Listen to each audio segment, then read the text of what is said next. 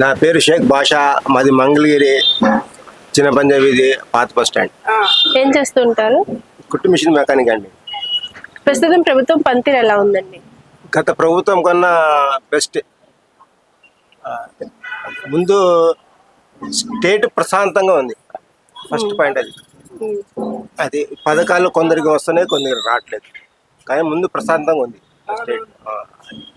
ఇంకా పథకాల్లో మీకు నచ్చింది?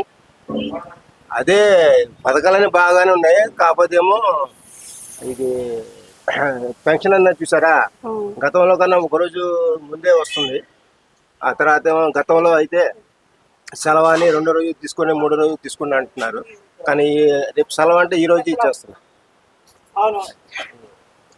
ఓకే, పవన్ కళ్యాణ్ గారి పనితీరు ఎలా ఉంది?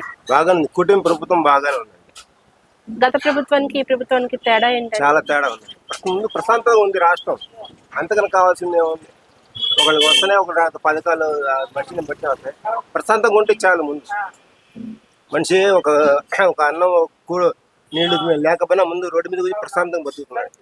అంటే డెవలప్మెంట్ గురించి. ఆ డెవలప్మెంట్ గురించి గతంలో బెస్ట్, ఇదే బాగుంది. నారా లోకేష్ గారి పనితీరు ఎలా ఉంది? సూపర్ అండి. నెక్స్ట్ సారి కూడా ఆయనే వస్తాడు.